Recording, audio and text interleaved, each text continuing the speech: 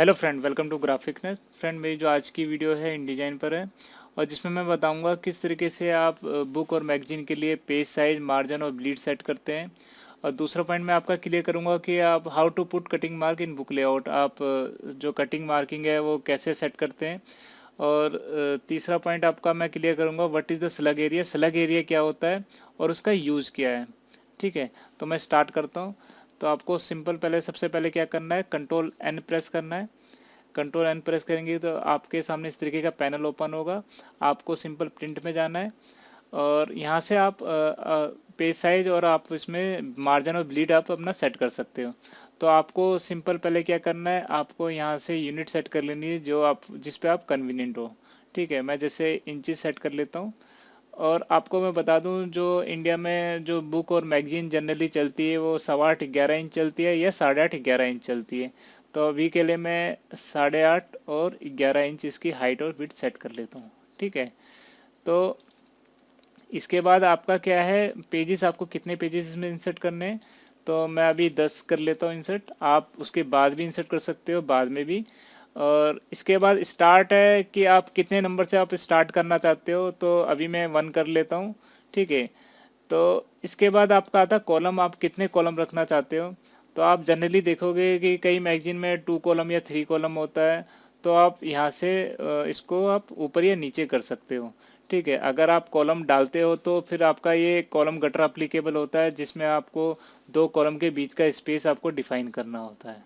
ठीक है, तो इसके बाद आता है मार्जिन।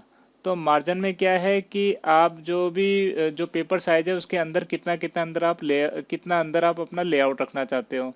ठीक है, इसमें आपको फैसिलिटी देता है टॉप बॉटम इनसाइड आउटसाइड, आप अपने हिसाब से डिफाइन कर सकते हैं। ठीक है, मैं 0.5 अभी डिफाइन कर रहा हूँ।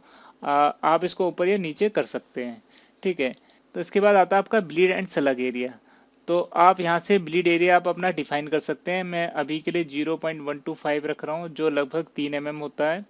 और इसको आप ऊपर या नीचे रख सकते हैं। ये क्या करेगा, एक जो पेपर के आउटसाइड में एक गाइडलाइन क्रिएट कर देगा जिधर तक आप अपनी ब्लीड आप अपनी रख सकते हैं।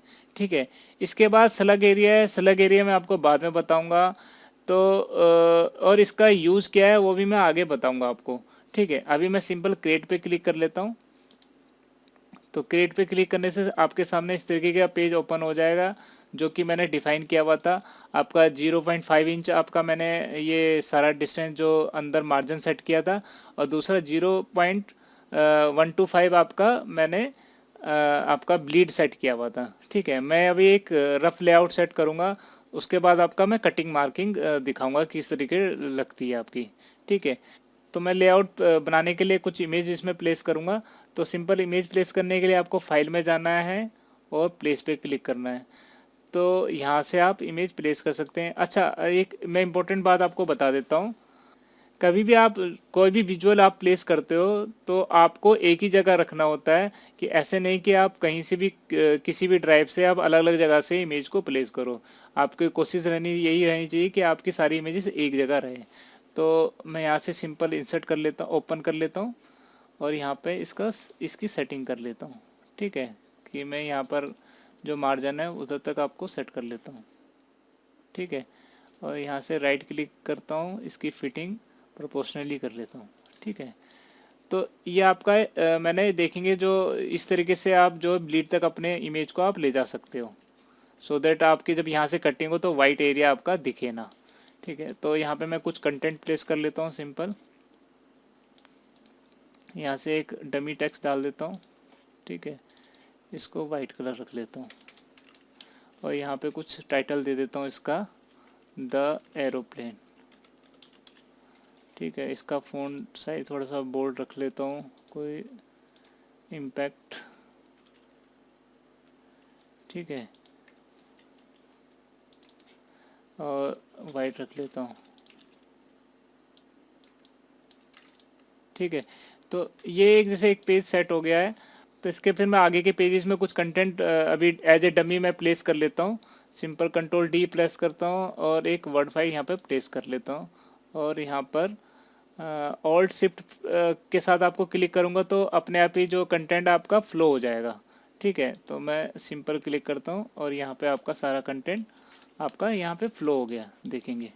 तो इस तरीके से आप, मैंने ये सिंपल अभी मैंने डमी इसलिए प्लेस किया है कि आपको बता पाऊँ कि आप यहाँ पे गाइडलाइन के अंदर ही अंदर आप अपना कंटेंट रखिएगा। ठीक है, तो इस तरीके से देखेंगे आपका, मैं दिखा देता हूँ, ये सारा इमेज आपका कंटेंट आपका प्लेस हो गया। ठीक है, तो अभी मैं पेज नंबर 1 में जाता हूँ, आपको यहाँ पे दिखा देता हूँ किस तरीके से आपकी कटिंग मार्किंग लगती है। ठीक है, तो फ्रेंड मैं बता देता हूँ आपको, जब भी आप बुक लेआउटिंग करेंगे तो आपको मास्टर पेज की ज़रूरत पड़ेगी, आपको स्टाइल शीट की ज़रूरत पड़ेगी। तो वो उन पे मैंने ऑलरेडी वीडियो बनाई हुई है, मैं अपनी डिस्क्रिप्शन में उसके लिंक भी शेयर कर दूंगा। तो मेरा भी इसमें मोटिव है कि आपको किस तरीके से इसमें ब्लीड और मार्किंग सेट की जाती है, तो मैं अभी उसी पे रहता हूँ। तो सिंपल आपको मार्किंग के लिए क्या करना है, आपको एक्सपोर्ट करना है, आपको पीडीएफ के दौरान ही आपकी मार्किंग लगेगी। ठीक है, तो आपको सिंपल एक्सपोर्ट करनी है फाइल, तो फाइल में जाना है आपको, आपको सिंपल एक्सपोर्ट पे क्लिक करना है। तो आपके सामने देखेंगे इस तरीके का पैनल ओपन होगा। आप सिंपल प्रिंट पे क्लिक करेंगे, यहाँ से जो एडोब प्रिंट है, इंटरेक्टिव में मत क्लिक कीजिएगा, आपको प्रिंट पे क्लिक करना है और इसके बाद आपको सेव पे क्लिक करना है। सेव पे क्लिक करेंगे तो आप इधर हाई क्वालिटी आप चूज़ कर लीजिएगा। आप स्मॉलेस्ट के अलावा कोई भी क्वालिटी आप चूज़ कर सकते हैं। तो आपको अच्छी क्वालिटी चाहिए तो आप हाई पे क्लिक कर लीजिए और मार्क एंड ब्लीड पे जाएंगे, आप क्रॉप मार्क ऑन कर लीजिएगा और आप यहाँ से क्या कर लेंगे, यहाँ से आप जो भी आपका ब्लीड है वो यहाँ से आप डिफाइन कर लीजिएगा। 0.125 है। ठीक है, आप 0.125 रख लेंगे और 125 आप जो सॉरी इनसाइड में आप 0 ही रखना और आउटसाइड में 0.125 रखने का, क्योंकि इनसाइड में आपको ब्लीड की जरूरत नहीं होती है, क्योंकि वो तो आपका जो आपका पेपर की बाइंडिंग में जाता है वो एरिया। ठीक है, और जितना आपने इधर जो सेट किया है ब्लीड, वही आपको ऑफसेट सेट करना है। तो 0.125 ऑफसेट सेट करेंगे। ठीक है, इससे क्या होगा, जो मार्क है आपका 0.125 की डिस्टेंस में आपका आपको रिफ्लेक्ट होगा। तो इसके बाद सिंपल मैं एक्सपोर्ट कर देता हूँ। ठीक है, यहाँ पे कुछ एरर दे रहा है ओवर सेट का, तो अभी मैं इसे ओके कर लेता हूँ। ठीक है, तो ये आपकी पीडीएफ बन गई है। तो मैं आपको दिखा देता हूँ, अनटाइटल के नाम से बनाई हुई है मैंने। तो डीसी डॉक्टर पे दिखा देता हूँ। तो देखेंगे जो आपका ब्लीड है, आपको जो कटिंग होगी यहाँ से, तो आपको वाइट नहीं दिखेगा, तो आपके यहाँ से जो मार्किंग है वो सेट हो गई है। तो मैं अगले पेज में भी दिखा देता हूँ, आपको देखेंगे। तो इस तरीके से आपकी जो है मार्किंग सेट होती है। ठीक है, तो मैं इसे क्लोज कर लेता हूँ।